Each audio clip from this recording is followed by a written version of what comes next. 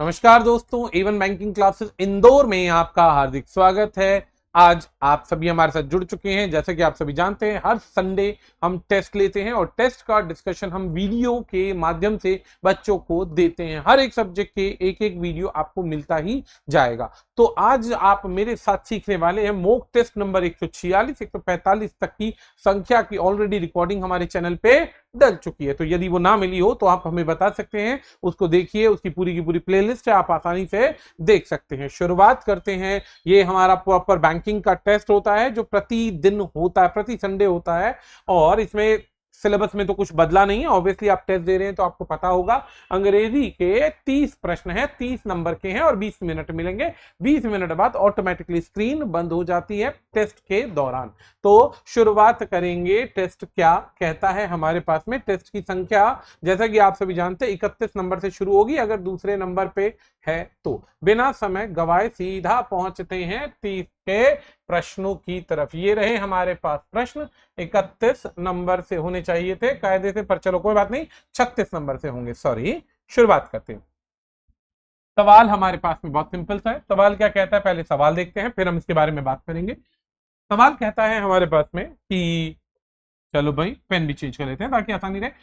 सवाल हमारे पास बहुत सिंपल सा है। In the following question sentences are given with part in bold. Bold में कुछ शब्द दे रखे हैं। ये रहा हमारा बोल्ड का हिस्सा, मोटे अक्षर लिखे होंगे। Given phrase in the bold way और may not contain any error. हो सकता है कोई एरर हो या ना हो। अगर आपके पास में ऐसा कोई एरर मिलता है तो आपको उसे रिप्लेस करना है। रिप्लेस करना है, बदलना है। किससे? करेक्ट वन से। ठीक है जी। सेंटेंस इंप्रूवमेंट के क्वेश्चन है। वैसे ये सेंटेंस गलत हो भी सकता है, नहीं भी हो सकता। अगर गलत नहीं है तो नो चेंज रिक्वायर्ड, और गलत है तो बदलिए सही स्टेटमेंट से। एक काम करते हैं, ज्यादा मेहनत नहीं करते हैं, पहले इसको पढ़ते हैं। इन्फिनेटिव में टू के बाद हमेशा वर्ब की फर्स्ट फॉर्म लगती है, तो वर्ब की फर्स्ट फॉर्म तो है ही यहाँ पे। तो यानी कि वर्ब की फर्स्ट फॉर्म वाला कोई थ्योरी यहाँ पे नहीं लग रहा। सवाल पढ़ते हैं क्या कहता है। With several development economies. Economies की बात कर रहा है। सबसे पहली चीज क्या है? इकोनॉमीज की बात कर रहा है। इकोनॉमीज हमारे पास सब्जेक्ट है, सब्जेक्ट बहुवचन है, तो वर्ब के साथ में एस या ईएस कभी नहीं आता है। पहली गड़बड़ी तो यही हो गई। पहली गड़बड़ी ये हो गई, अगर सेंटेंस सिंपल प्रेजेंट में भी होगा तो केवल और केवल वर्ब की फर्स्ट फॉर्म आनी चाहिए। यानी ये वाला ऑप्शन गलत हो गया। अब आपके पास में दूसरा ऑप्शन, बिना इजमार वाजवर के आईएनजी नहीं आ सकता, सब्जेक्ट में नहीं है, तो ये दो तो गलत हो गए। एक्सपेक्टेड आ रहा है और एक्सपेक्टेड के बाद हैव हैड फॉलन है और टू फॉल इनटू रिसेशन है, तो यहाँ पे हैव हैड का तो कोई सेंस बन नहीं रहा है। आपके पास में बन जाएगा expected to fall. Have had fallen ऐसा कोई सीक्वेंस बनता ही नहीं है। जबकि मेन वर्ब हमारे पास में वर्ब की अगर सेकंड फॉर्म लग रही है तो हैव का कंसेप्ट आ ही नहीं सकता, आ ही नहीं सकता। तो एरर आपके पास में जो आता है वो ये है और रिप्लेस होगा ऑप्शन नंबर सी से। दूसरा सवाल क्या कहता है? जज said that. Said that obviously ये पास्ट टेंस की बात चल रही है, ध्यान दीजिएगा। जज said that in the process of interpretation of the law. Law को जब एक्सप्लेन किया जा रहा था उसको इंटरप्रिटेशन में लाया जा रहा था। ठीक है जी। It is the responsibility. अच्छा, रिस्पॉन्सिबिलिटी के बाद में कभी अबाउट नहीं आता। रिस्पॉन्सिबिलिटी के बाद में हमेशा ऑफ का यूज होता है। पहली तो बात यहीं पे है, गलती फिक्स प्रीपोजिशन की और कोई गलती नहीं है। अब ये कोर्ट की जिम्मेदारी है। जब हम किसी की रिस्पॉन्सिबिलिटी बताते हैं तो रिस्पॉन्सिबिलिटी हमेशा रहती है, और अगर हमेशा रहेगी तो वो सिंपल प्रेजेंट टेंस में जाएगी। सिंपल प्रेजेंट में जाएगी तो ऑटोमेटिकली आपके पास में सही उत्तर प्रेजेंट का ऑफ के साथ में होने वाला है। अगला सवाल आता है हमारे पास में, द अनसर्टेनिटी इन कोलंबो में अनसर्टेनिटी है। ठीक है जी। Has pushed exporters. पुश किया एक्सपोर्टर्स को। टू के बाद वर्ब की सेकंड फॉर्म गलत है भाई। सबसे पहले ये देखो कि टू के साथ वर्ब की फर्स्ट फॉर्म जिसमें वो रोक लो, एस कभी नहीं आता है, इन्फिनेटिव का नियम लगता है। तो ये तीन ऑप्शन तो गलत हो जाएंगे, केवल ए ऑप्शन सही हो जाएगा। बिना देर किए हमारे सामने उत्तर आ जाएगा। तो जब आप एडवांस वर्ब पढ़ते हैं, नॉन फाइनाइट्स का टॉपिक पढ़ते हैं, तो नॉन फाइनाइट्स के टॉपिक में हम हमेशा वर्ब की फर्स्ट फॉर्म का प्रयोग करते हैं इन्फिनेटिव के अंदर। अगला सवाल क्या कहता है भाई, देखते हैं। नेक्स्ट क्वेश्चन हमारे पास में है। ठीक है, नेक्स्ट क्वेश्चन हमारे सामने है। Rise in inflation post GST implementation. could be due to the rise in the tax rate of some goods and services। अब भाई ये जो महंगाई की दर है वो जाहिर सी बात बढ़ जाएगी जब जीएसटी इंप्लीमेंट हो जाएगा। आपको पता है 2.0 जीएसटी आने वाला है, 22 तारीख से लागू है, तो 22 तारीख से कई चीजों के रेट भी बढ़ जाएंगे। The inclusion in business activity, inclusion के बाद में फिर से ऑफ बिजनेस एक्टिविटी होगा। जब ये पार्टिटिव है बच्चा जी, इसमें से बिजनेस एक्टिविटीज का इंक्लूजन यानी कि ये सब्जेक्ट है, और सब्जेक्ट अगर यहाँ पे है तो इंक्लूजन का जब बिजनेस से रिलेशन दिखाना है तो ऑफ के अलावा और कोई प्रीपोजिशन रिलेशन नहीं दिखा सकती है। ये बात याद रखिएगा, ये बात ध्यान रखिएगा। तो गड़बड़ी यहीं पर है और कहीं पे नहीं है। अगला सवाल आता है भाई यहाँ पे, नेक्स्ट क्वेश्चन नंबर 40 से 5 क्वेश्चन आते हैं आपके पास में सेंटेंस इंप्रूवमेंट के, व्याकरण के कह लो, एरर के कह लो, सब कुछ यही है भाई। European Union was at the forefront of commitment to net zero as it wants to be the first carbon neutral region in the world by 2050। अब यहाँ पे क्वेश्चन बहुत आसान है, क्वेश्चन बहुत आसान है। सबसे पहली बात यहाँ पे दिया गया सेंटेंस भविष्य को दिखाना चाह रहा है 2050 तक, और 2050 तक दिखाना चाह रहा है तो यहाँ पे यूरोपियन यूनियन की ड्यूटी बताई जा रही है, और यूरोपियन यूनियन की ड्यूटी अगर बताई जा रही है तो वो प्रेजेंट में होगी, पास्ट में नहीं होगी कि किसी भी व्यक्ति का क्या कर्तव्य है। तो यूरोपियन यूनियन के कर्तव्य को जब बताया जाता है, एक्सप्लेन किया जाता है कि यूरोपियन यूनियन कहाँ पे कमिटमेंट के लिए फोर फ्रंट पे होती है, तो उसके लिए इज MR का प्रयोग होता है जो सिंपल प्रेजेंट टेंस में काउंट होगा। ये बात ध्यान रखना। आगे बढ़ते हैं, अगला सवाल क्या कहता है भाई, यहाँ पे रीअरेंजमेंट का क्वेश्चन है। सेंटेंस में प्री एग्जिस्टिंग ऑर्डर है तो आपको रीअरेंज करना है। रीअरेंज करना है तो जंबल वर्ड और जंबल वर्ड्स के बाद पैराग्राफ, रीअरेंजमेंट दो अलग अलग चीजें हैं। यहाँ पे आपके पास में रीअरेंजमेंट का क्वेश्चन है। यहाँ पे रीअरेंजमेंट के क्वेश्चन में आपके पास में क्वेश्चन आता है 41 नंबर। 41 नंबर समझते हैं तो सबसे पहले इस सेंटेंस को पढ़ते हैं। To make reparation by painting the entire building, building को क्या करना है, दोबारा से तैयार करना है, प्रिपेयर करना है। रादर देन, ये नहीं करना है, फाइनिंग यानी सुधार नहीं करना है। ग्राफिटी, ग्राफिटी कहते हैं भीति चित्र, ग्राफिटी कहते हैं भीति चित्र। भीति चित्र क्या होता है, भीति चित्र का मतलब होता है वे चित्र जो भीत पर, दीवार पर बनाए जाते हैं, भीति चित्र कहते हैं। तो ये एक सिंपल सा प्रोसेस है। तो अब आगे बढ़े, तो आगे बढ़ना है तो एक बात ध्यान दीजिएगा, ग्राफिटी और आर्टिस्ट आपस में जुड़ते हुए नजर आ जाएंगे। द जज ऑर्डर्ड हिम, ग्राफिटी आर्टिस्ट को ऑर्डर दिया जज ने। क्या जज ने ऑर्डर दिया है कि बनानी है एंटायर बिल्डिंग की पेंटिंग, रिपेरेशन नहीं करना है, सुधार करना है। तो आंसर बनेगा ऑप्शन नंबर सी का, आंसर नंबर ऑप्शन बनेगा सी का। देखो, द ग्राफिटी आर्टिस्ट, ठीक है, रादर देन फाइनिंग, सुधार करने की जगह ग्राफिटी आर्टिस्ट को जज ने ऑर्डर दिया कि दोबारा से बनाओ पूरी पेंटिंग दीवार की, पूरी पेंटिंग दीवार की दोबारा से बनाओ। अगला सवाल आता है यहाँ पे।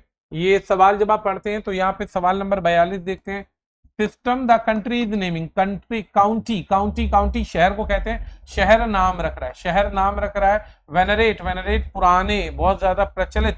मिसेस जॉनसन 55, 55 क्या है, ईयर्स है, 55 क्या है, ईयर्स है। अब एक बात समझ में आ गई, उत्तर वही देखना है जिसमें बी के बाद सी आता हुआ नजर आ जाए। बी के बाद सी यहाँ पर है, यहाँ नहीं है, काट दो। बी के बाद सी यहाँ पर है, यहाँ नहीं है, काट दो। अरेंजमेंट तो बनेगा ही बनेगा। दो उत्तर आ गए भाई। अब देखते हैं यहाँ पे, मिसेस जॉनसन को 55 साल हो चुके हैं सर्विस में स्कूल के अंदर, एक बात हो गई। अब स्कूल के सिस्टम में तो काउंटी के जो टीचर, जो काउंटी यानी कि समुदाय या संस्था है, उन्होंने क्या किया, नाम रखा स्कूल का उसके सम्मान में, स्कूल का नाम रखा उसके सम्मान में। तो ये उत्तर हमारे पास हो जाएगा। अब ये है अगला क्वेश्चन हमारे पास में 43 नंबर। अब यहाँ पे 43 नंबर को एक बार देख लेते हैं। 43 कहता है, ध्यान दीजिए, to be kind of paradox, paradox यानी दयालु बनना एक पैराडॉक्स है। पैराडॉक्स कहते हैं एक तरीके से दिखावेबाजी, नौटंकीबाजी या विरोध करना किसी चीज का। Because cruelty is not normally associated. Adverb हमेशा वर्ब से कनेक्ट होती है, एडवर्ब हमेशा वर्ब से कनेक्ट होती है, एक बात हो गई। तो बी और डी आपस में कनेक्ट होते हैं, बी और डी यहाँ पर है, यहाँ पर है, यहाँ नहीं है, यहाँ नहीं है। एक साथ नहीं है तो दो ऑप्शन तो कट गए। अब कहता है अब जहां से टू से वाक्य शुरू नहीं कर सकते हम, बिकॉज और एसोसिएट से वाक्य शुरू नहीं कर सकते, तो वाक्य शुरू किससे होगा? तो वाक्य शुरू हमारे पास में फिर होगा सी और ए से। बी से तो एक मिनट गड़बड़ हो गया, गड़बड़ हो गया। सी से, हाँ ये सी से तो बन रहा है, देखो C option. The idea of being cruel, the idea of being cruel to be kind is a paradox. Idea of being cruel, cruel होने के बाद में दयालु बनना एक पैराडॉक्स है, नौटंकीबाजी है, ठीक है जी। Because cruelty is not normally associated with kindness, क्योंकि जो क्रूअल है वो दया नहीं दिखा सकता, वो तो नौटंकीबाजी है, पैराडॉक्स है, एक तरीके से दिखावेबाजी है। अगला सवाल आता है हमारे पास में, भाई ये क्या क्वेश्चन है? ये क्वेश्चन हमारे पास में है, इसमें से व्याकरण की गलती देखनी है, व्याकरण कौन सी गलत है, व्याकरण कौन सी गलत है, ठीक है भाई, यहां पर देखना है।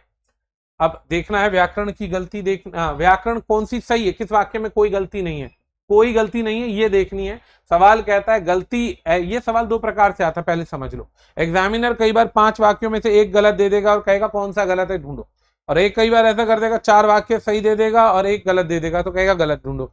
तो ये एग्जाम के ऊपर है, आपको क्या करना है, सेंटेंस पढ़ना है। यहाँ पे देखो लेकर कह रहा है हो सकता है एरर हो भी सकता है ना हो, तो चूज करो वो सेंटेंस जो एरर फ्री हो, कहानी खत्म, एरर फ्री हो, एक वाक्य ढूंढना है। चलो जी, although it does not look very harmful, हालांकि वो ज्यादा नुकसानदायक नहीं आ रहा है। इट के बाद डू डज में से डज आता है, कोई गलती नहीं, डज के बाद वर्ब की फर्स्ट फॉर्म, ठीक है कोई गलती नहीं।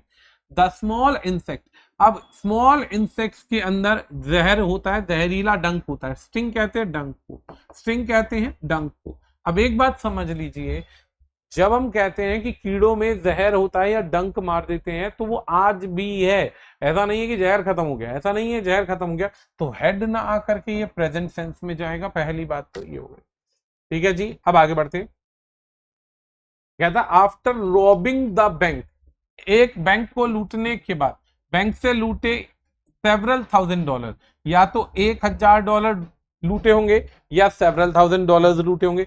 दोनों वर्ड एक साथ नहीं आ सकते, दोनों वर्ड एक साथ नहीं आ सकते, अगर लगाते हो तो ये गलत हो जाएगा। तो यहाँ पे दोनों वर्ड लगा रखे हैं जो कि गलत है, $1000 हो सकता है या सेवरल $1000 हो सकता है, ये दोनों गलत है बच्चा जी। आगे बढ़ते हैं, द ग्रॉस मिस, अच्छा जी वैसे ये क्वेश्चन बिल्कुल सही है, ये क्वेश्चन नहीं, the religious men's abhorrence, abhorrence of war होगा ना, एट वार नहीं होगा, यहां तो प्रीपोजिशन की भी गलती है, अबोरेंस ऑफ वार नहीं होगा, एट वॉर होगा, है ना, तो ये गड़बड़ है, एट नहीं होगा ऑफ होगा, तो कायदे से ये गलत है, ऑफ हो जाएगा। अंतिम वाक्य हमारे पास में आ जाता है ये वाला, ग्रॉस मिसकंडक्ट, यानी गलत बिहेवियर है किसका, एक एम्प्लॉय का जो लेकर आया है। अब क्योंकि सेंटेंस पैसिव वॉइस का है, तो पैसिव वॉइस का है तो यहाँ पे हेल्पिंग वर्ब का होना अनिवार्य होता है। वैसे एक मिनट, ये तो गड़बड़ हो गई, ठीक है जी। By one employ has brought credit, अब यहाँ पे तो गड़बड़ हो गई, यहाँ पे तो गड़बड़ हो गई, क्वेश्चन के अंदर, क्वेश्चन में यहाँ पे गड़बड़ हो गई भाई, क्वेश्चन में गड़बड़ हो गई। क्वेश्चन में क्या गड़बड़ है, क्वेश्चन में गड़बड़ ये कि सारे ऑप्शन गलत है, सारे ऑप्शन गलत है, पहला गलत है, दूसरा तो हमने बता दिया, तीसरा भी बता दिया, चौथा भी गलत है। दिया गया वाक्य पैसिव वॉइस के अंदर है, पैसिव वॉइस के अंदर है, दिया गया वाक्य पैसिव वॉइस में है। अब एक बात देखिएगा, डूअर कौन है, एम्प्लॉय है, एम्प्लॉय लिखा है बाय के साथ में, बाय मतलब पैसिव वॉइस है। अब पैसिव वॉइस है तो इसके अंदर दो चीजें आएंगी, the gross misconduct by one employ has brought आना चाहिए, has brought discredit, has brought discredit to the whole company, has brought.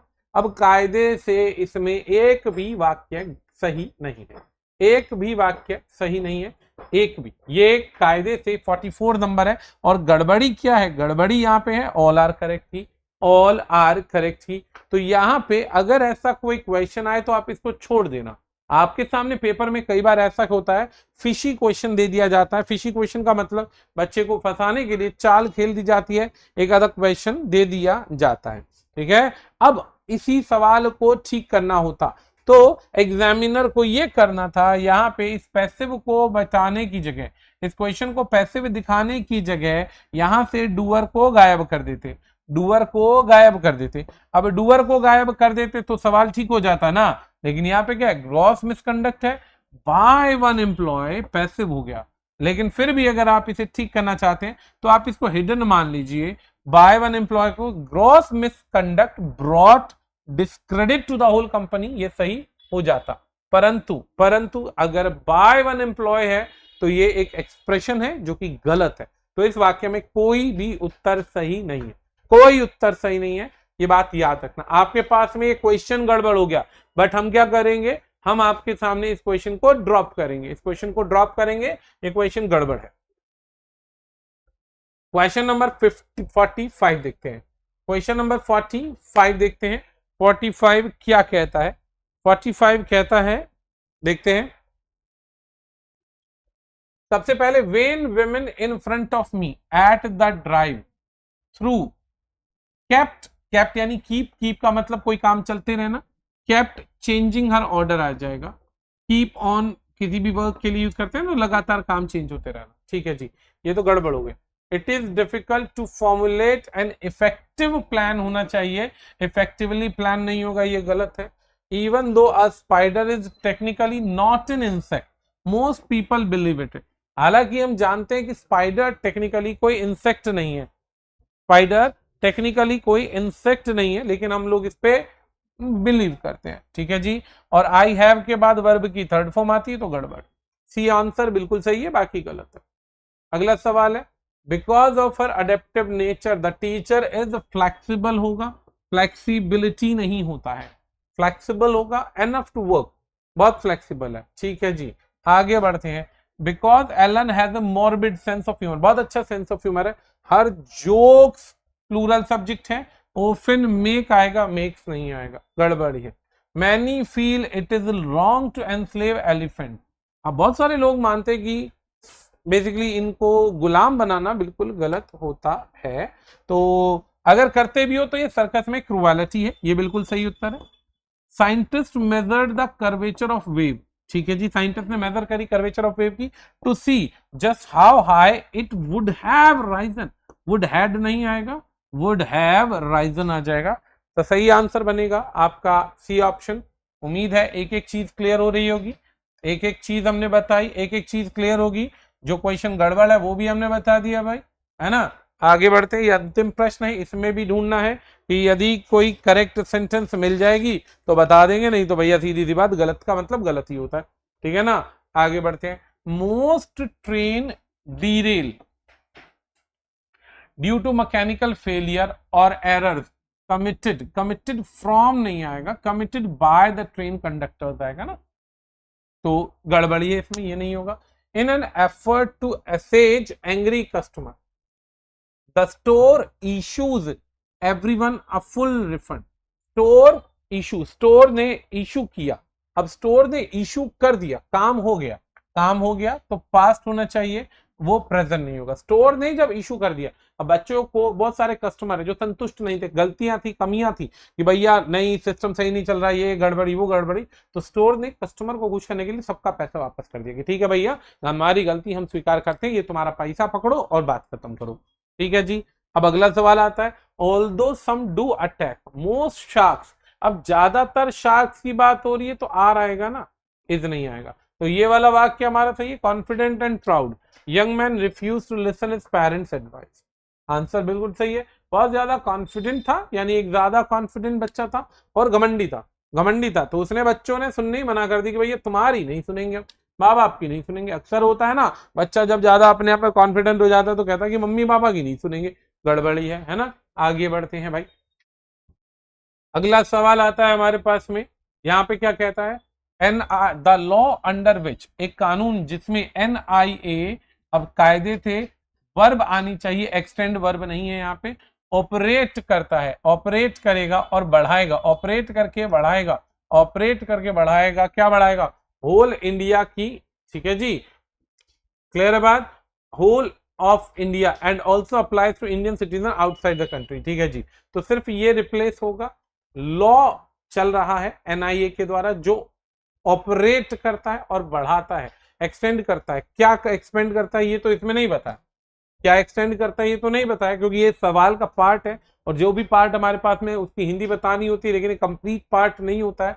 ठीक है जी। तो अगला सवाल आता है हमारे पास में, industrial production has seen, industrial production has seen bumpy ride without giving confidence of full and final recovery from the pandemic. इसमें कोई गलती नहीं है, कोई रीअरेंजमेंट नहीं चाहिए, कोई गलती नहीं है।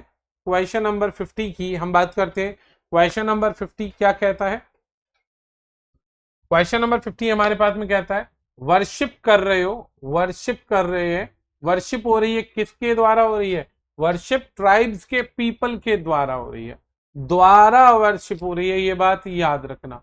द्वारा वर्शिप हो रही है तो ए को डी से बदलना पड़ेगा, ए को डी से बदलना पड़ेगा। वर्शिप हो रही है, किसकी वर्शिप हो रही है? किसके द्वारा वर्शिप हो रही है? ट्राइबल रेजिडेंट्स के द्वारा हो रही है।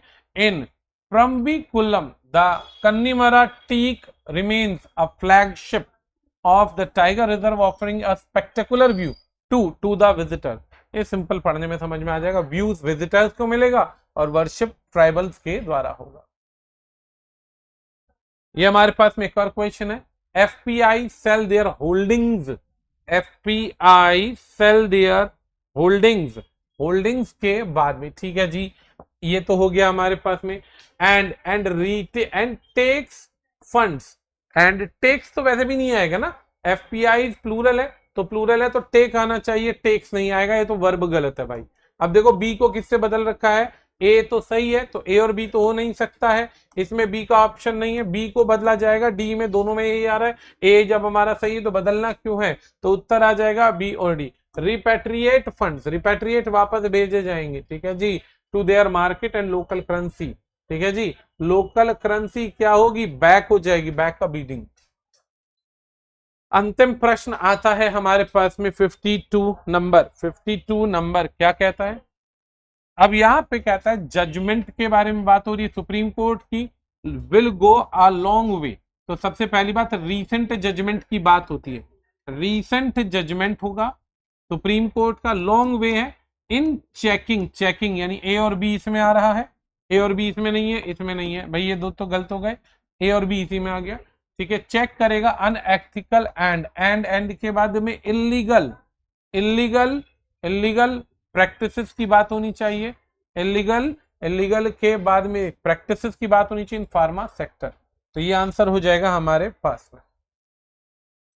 क्वेश्चन हमारे पास में नेक्स्ट क्लोज टेस्ट का है बच्चा जी। क्लोज टेस्ट का क्वेश्चन कॉमन सेंस है, मैं बार बार आगे पीछे करूंगा, संभव नहीं है, एक एक ऑप्शन को रिलेट करूंगा, संभव नहीं है। हम क्या करेंगे, आपके सामने स्क्रीन पे क्वेश्चन दिखा रहे हैं, ऑब्वियसली ये हमारे बच्चों को आसानी से समझ में आ जाएगा। पीडीएफ आपको पता ही है कहां से मिलना है, टेलीग्राम चैनल से मिल जाएगी। तो एक बार इसको पढ़ते हैं, एक बार इसको पढ़ते हैं, क्वेश्चन क्या कहता है। तो मैं आंसर के लिए इसकी सपोर्ट लूंगा और आपके क्वेश्चन इसमें, क्योंकि क्लोज टेस्ट में ऑप्शन दिखाने के लिए मुझे इसे बार बार जूम आउट करना पड़ेगा, बार बार जूम आउट करूंगा और मैं बार बार ऊपर जाऊंगा तो पढ़ने का, रीडिंग का फ्लो खराब होगा। इसीलिए क्वेश्चन पेपर पास में रखिएगा पढ़ने के दौरान। अब सवाल क्या कहता है, research during the past decade has के बाद हमेशा वर्ब की थर्ड फॉर्म होती है, वर्ब की थर्ड फॉर्म देखते हैं इसमें कौन कौन सी है। अब ऑप्शन देखते हैं, ये वर्ब की थर्ड फॉर्म नहीं है, ये वर्ब की थर्ड फॉर्म नहीं है, रिलेटेड नहीं आएगा, कोई चीज सामने लाने की बात हो रही है, कोई चीज सामने लाने की बात हो रही है तो रिवील्ड आ जाएगा, रिवील्ड आ जाएगा, रिवील यानी सामने लाना, सामने लाया गया। Much about how children learn and develop. सबसे पहले यदि आपके सामने क्लोज टेस्ट आता है तो पहले एक लाइन याद रखिएगा, जो बच्चे क्लोज टेस्ट हल करते हैं उनके लिए सबसे पहली आवश्यकता यह है कि आपको क्लोज टेस्ट हल करते समय हर छोटी से छोटी बात को नोट करना। पहले रीड करो, रीड करने के बाद फॉरवर्ड और बैकवर्ड रीडिंग के आधार पर थ्योरी को माइंड में डेवलप करो और फिर आंसर भरो। दूसरा, ऑप्शंस को एलिमिनेट करते चलो और उसके लिए आपकी वोकैबुलरी के अंदर काफी जान होनी चाहिए, वोकैबुलरी दमदार होनी चाहिए। अगर वोकैबुलरी में दम नहीं होगा तो क्वेश्चन सॉल्व करने में काफी समस्या आएगी। ये बात लिख लीजिए, पक्की बात है, ठीक है।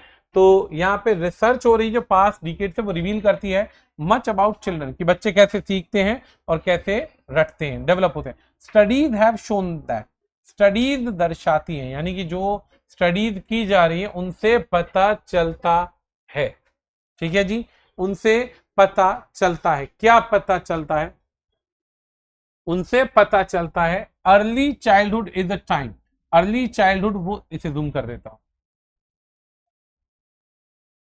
अर्ली चाइल्डहुड वो समय है when developed changes are happening, जब बच्चे की डेवलपमेंटल मतलब मानसिक तरक्की होती जा रही है। दैट कैन हैव, अब क्या होता है दैट कैन हैव के बाद इसमें क्या लगेगा, अब बच्चे के अंदर मानसिक परिवर्तन हो रहा है तो जघन्य, बहुत भारी मात्रा में प्रोफाउंड प्रोफाउंड डेवलपमेंट होती है, प्रोफाउंड एंड लास्टिंग, एक ऐसी डेवलपमेंट जो लंबे समय तक दिखाई दे, लंबे समय तक दिखाई दे। यानी कि यहां पर क्या होता है, काफी मेहनत करके बच्चे को प्रोफाउंड नॉलेज मिलती है, डेवलपमेंट मिलता है, और लंबे समय तक भविष्य में उसका रिजल्ट, रिजल्ट का मतलब होता है कंसिक्वेंसेस, रिजल्ट का मतलब होता है कंसिक्वेंसेस, रिजल्ट लंबे समय तक उसके कंसिक्वेंसेस देखने को मिलते हैं, लंबे समय तक। आज बच्चे को पैम्पर करोगे तो लंबे समय तक उसकी डेवलपमेंट दिखती जाएगी। While people have long debated, लंबी समय तक डिबेट चलती है वेदर नेचर और नर्चर, नेचर होता है प्रकृति, बच्चे का व्यवहार, नर्चर होता है पालन पोषण, plays the stronger role in child development, कि अब बार बार हमेशा एक डिबेट चलती है कि बच्चे को कैसे पाला जा रहा है, पालन पोषण कैसा है और पालन पोषण कैसा है और उसके व्यवहार कैसा बन रहा है, ये दोनों चीजें मैटर करती हैं और बच्चे की बेसिकली डेवलपमेंट में ये बहुत इंपॉर्टेंट रोल प्ले करती है। तो रीसेंट स्टडीज रिवील करती है importance of how the two, ये दोनों चीजें कैसे इन्फ्लुएंस करती हैं, इन्फ्लुएंस करती है, क्या इन्फ्लुएंस करेगी, इन्फ्लुएंस करेगी, ठीक है जी, ठीक है, how the two influence each other, दोनों चीजें कैसे इन्फ्लुएंस करती है। इवन द अर्लीस्ट पीरियड, शुरुआती दौर में children are starting to learn about their world in sophisticated way that are not always reflected in their outward behavior।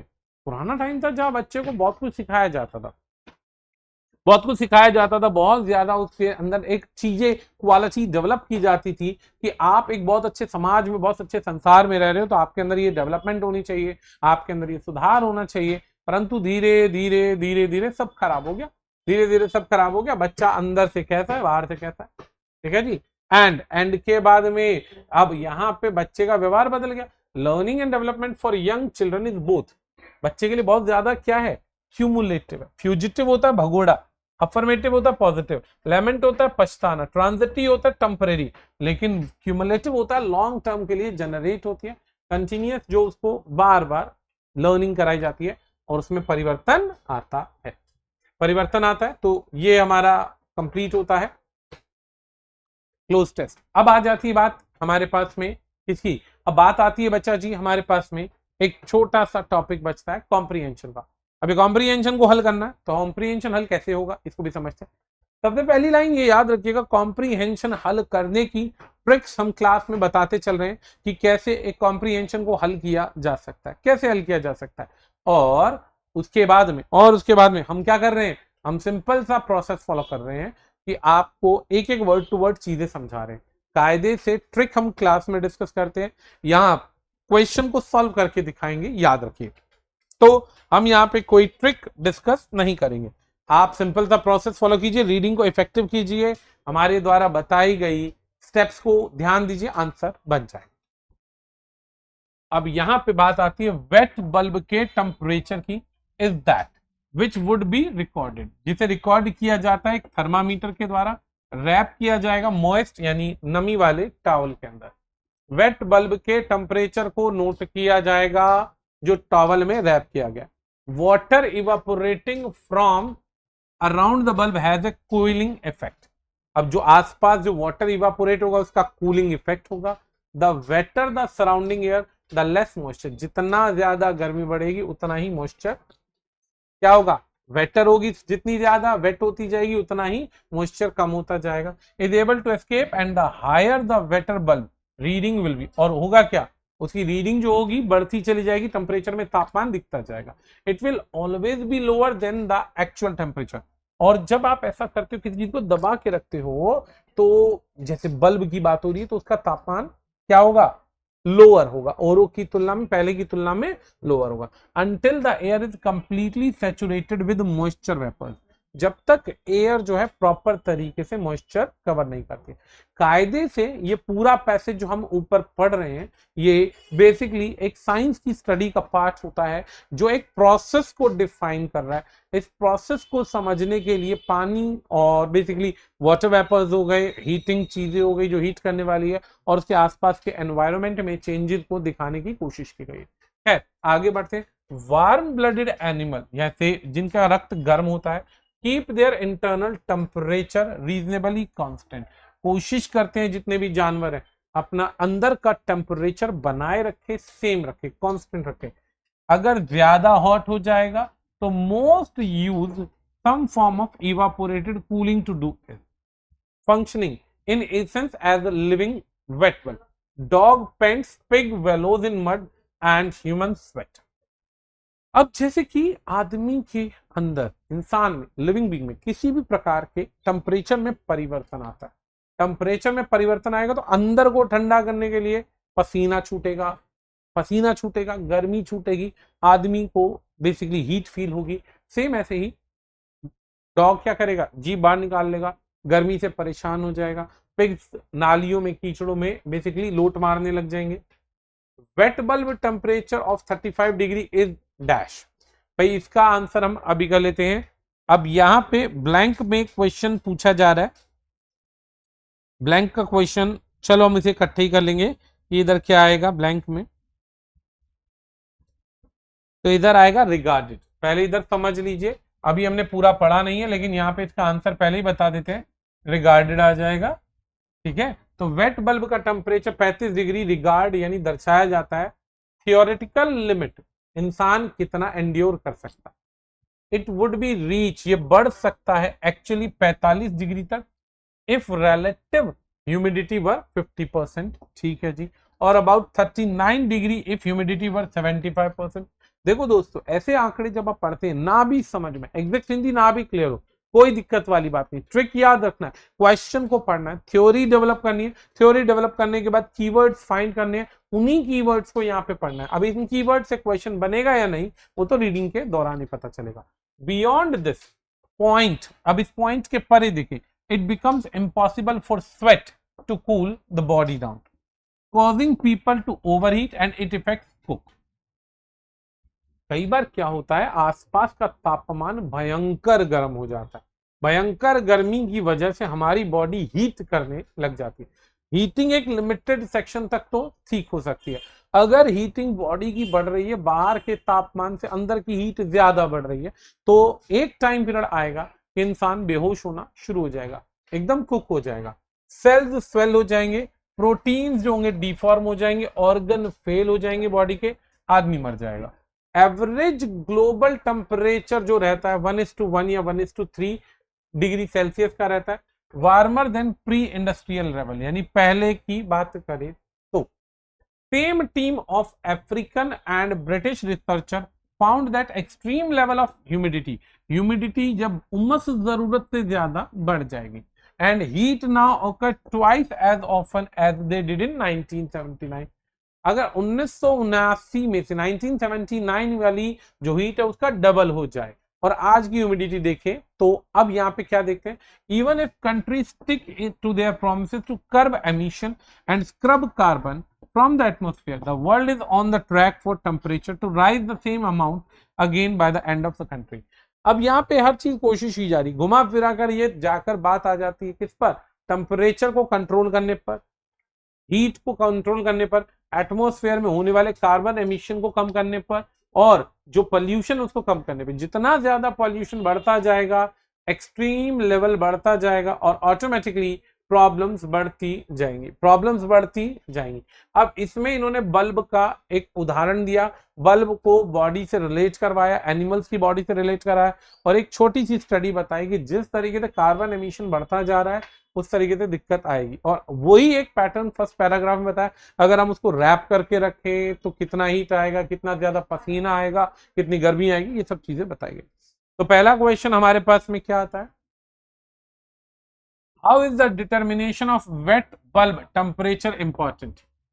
अब यहां पर ये इसका आंसर है, it help to find out, ये जो डिटर्मिनेशन यानी कि ऊपर जो स्टडी करी है, इससे पता चलता है कितनी हीट स्टोर होती है मैमल में एक सर्टेन टेम्परेचर पर, किसी भी जीव में कितनी हीट स्टोर होती है। ये पॉजिटिव एटीट्यूड का पॉइंट है, एक्सप्लेनेशन देना है, इसमें किसी भी तरीके की कोई कंट्राडिक्शन नहीं है, कोई नेगेटिव टोन नहीं है, कोई क्रिटिकल एनालिसिस नहीं है, यहाँ पे केवल और केवल एक सिंपल स्टडी बताई गई। तो यहाँ पे ये दिखाया जा रहा है कि मैमल्स के अंदर किस तरीके से हीट स्टोर होती है। क्वेश्चन नंबर 2 क्या है भाई, क्वेश्चन नंबर 2 कहता है which of the following is या are natural cooling action of mammal, यानी क्या नेचुरल एक्शन है। अब नेचुरल एक्शन तो ये होना चाहिए, बोथ ए एंड सी, जानवर मड में घुस जाते हैं, रैपिड रेस्पिरेशन, तेज तेज सांस चाहिए होती है, बहुत तेज से सांस चाहिए होती है, और इंसान पसीने में तर हो जाता है, तो ऑल ऑफ दी सही हो जाएगा। यही हमने पढ़ा था, इंसान को स्वेटिंग होने लग जाती है, इंसान को स्वेटिंग होने लग जाती है, और बाकी चीजें तो गड़बड़ है। ठीक है, आगे बढ़ते हैं। Which of the following is और are bound to happen with an increase wet bulb temperature, कौन सी चीज ऐसी है जो बाउंड है, जो होगी ही होगी। अब जब वेट बल्ब का टेम्परेचर बढ़ेगा, भाई जितना बाहर का टेम्परेचर बढ़ेगा उतना ही ह्यूमन बॉडी का टेम्परेचर बढ़ेगा, बात करता हूं। जब उसको डबल कर देंगे तो सेल्स डिस्ट्रॉय होंगे, डिफॉर्मेशन प्रोटीन का होगा, इंसान मर जाएगा, लेकिन कब, जब हम डबल कर देंगे। अभी डबल की बात नहीं की गई है। Which of the following is true, अब कौन सा स्टेटमेंट ट्रू है इस एक्शन में, shade and water can nullify the effect, यानी छाया में रखें या पानी हो आसपास तो हीट खत्म हो जाएगी बल्ब की, ऐसा नहीं होता है। Wait bulb temperature is always lower than the actual temperature, कि भाई वेट बल्ब का टेम्परेचर हमेशा नॉर्मल होता है, ऐसा भी नहीं बताया भाई, ऐसा भी नहीं बताया, बल्कि तो उल्टी बात कर रहा है। Bodies of mammal can act on the concept that wait bulb temperature follows, ये आंसर हो सकता है कि इंसान की, जानवरों की जो बॉडी होती है वो इसी प्रकार से रिएक्ट करती है जैसे नॉर्मली बल्ब वाला थ्योरी कहता है, कि अगर किसी बल्ब को उठा करके आप किसी भी कपड़े में रैप कर दो, हीट होगी तो आजू बाजू गीला जो तौलिया होगा ना उसमें से धुआं निकलने लग जाएगा, धुआं निकलेगा, इंडिकेट करेगा कि अंदर गर्मी पड़ रही है, धुआं निकलेगा। तो वही प्रोसेस इंसान के साथ में, इंसान जो है साथ में पसीना छोड़ता है और बहुत ज्यादा जल्दी कूलेंट चाहिए होता है, ठंडक चाहिए होती है ना। Which of the following is not true with the respect to the fact in the passage, कौन सा स्टेटमेंट ट्रू नहीं है इस पैसेज के फैक्ट्स के आधार पर, फैक्ट्स के आधार पर। ठीक है जी, अब यहां पे कौन सा ट्रू नहीं है, ट्रू नहीं है। ठीक है जी, अब यहां पर heat felt at any place is increase by the increase vapour in the air, कि भाई हीट बढ़ती है, ये तो बिल्कुल ठीक बात है ना, जितना वाटर वेपर ज्यादा होगा उतनी ह्यूमिडिटी बढ़ेगी, उतनी घुटन बढ़ेगी। ठीक है जी, वाटर बल्ब, वेट बल्ब जो है टेम्परेचर हैज इंक्रीज सिंस, भाई इंडस्ट्रीज बढ़ चुकी हैं, since 1979 observe instances of high heat and humidity have doubled in number, क्या ऐसा बोला गया कि डबल हो गया है, क्या ऐसा बोला गया है डबल हो गया है, तो जी हाँ डबल हो गया है, डबल हो गया, बिल्कुल बोला गया कि डबल हो गया नंबर, तभी तो वो कह रहा था कि आदमी की सेल्स फट जाएंगे, है ना। The observed increase in wait bulb temperature will not be affected, heat affect नहीं होगी अगर कार्बन एमिशन अफेक्ट होता है बाय रिड्यूसिंग, ये तो स्टेटमेंट ही गलत है। ऑब्जर्व किया गया increase in wait bulb temperature will not be affected, will affected होना चाहिए ना, नॉट क्यों आएगा, ये तो बल्कि सिमिलर है, जितना ज्यादा कार्बन एमिशन होगा उतनी ज्यादा हीट बढ़ेगी, उतनी हीट बढ़ेगी तो बॉडी को नुकसान होगा। ये वाला तो हम पढ़ चुके हैं, इसका रिगार्डेड होगा जो हमने रिक्त स्थान में भर दिया है। ठीक है, एक्सट्रीम का आपको सिनोनिम ढूंढना है भाई, एक्सट्रीम वैसे होता है बेहद, जरूरत से ज्यादा, किसी भी चीज की ज्यादा मात्रा, ज्यादा, तो ज्यादा के लिए ये आएगा। टॉर्पिड से टॉर्पिडिटी बना है, टॉर्पिड वैसे किसी पे अटैक करना, मिसाइल फेंकना या कुछ बम वर्षा करना होता है, तो ये नहीं होगा। कर्ब का मतलब होता है किसी चीज को कर्ब कर लेना, कंट्रोल कर लेना, कर्ब कर लेना, कंट्रोल कर लेना। इसका एंटोनियम ढूंढना है आपको, एंटोनियम ढूंढना है तो किसी चीज को कर्ब करना है, रोक लगानी है, रुकावट लगानी है, तो उसकी जगह आ जाएगा अनलीश। अनलीश का मतलब खुला छोड़ देना, खुला छोड़ देना का मतलब होता है पूरी तरीके से आजाद है भाई, जहां जाना है जाओ, अनलीश द एनिमल्स बोला जाता है। खैर यहाँ पे हमारा ये पार्ट फिनिश होता है। मिलेंगे नेक्स्ट पार्ट में एक और ऐसे शानदार सेट्स के साथ में। दोस्तों याद रखना यहाँ पे टेस्ट का डिस्कशन होने का अर्थ क्या है। टेस्ट डिस्कशन होने का अर्थ ये है कि हम आपको ये दिखाना चाहते हैं कि पेपर में कैसे क्वेश्चन हम देते हैं और हमारे क्वेश्चन का लेवल क्या है। एक्सप्लेनेशन हमारे क्वेश्चन पेपर्स की बहुत सारे बच्चे हैं जिन्हें डिफिकल्ट लग सकती है, उन्हें लगेगी क्योंकि उन्होंने हमारे साथ तैयारी नहीं करी है। अब तैयारी नहीं करी है तो क्वेश्चन पेपर खुद से पहले पढ़ा नहीं है, और ये क्वेश्चन पेपर वही बच्चा पढ़ता है जिसका सिलेबस पहले कवर हो चुका होता है। तो ऐसी सिचुएशन में और बेहतर स्ट्रेंथ बनी रहे और ज्यादा अच्छी मेहनत चलती रहे, उसके लिए हमारे चैनल को सब्सक्राइब कीजिए, हमारी टेस्ट सीरीज को ज्वाइन कीजिए। हमारी पर डे संडे की जो एक पेड टेस्ट सीरीज है जो नए स्टूडेंट्स के लिए है, वो पेड टेस्ट सीरीज आप ज्वाइन कीजिए, एग्जाम वाला प्रेशर फील कीजिए और हमारी एक लॉन्ग टर्म के रिजल्ट को एंजॉय कीजिए, जो कि आपके सिलेक्शन में काफी ज्यादा हेल्पफुल होने वाला है। आज के लिए इतना ही, मिलेंगे नेक्स्ट क्लास। बहुत बहुत शुक्रिया बने रहने के लिए, धन्यवाद, बाय बाय।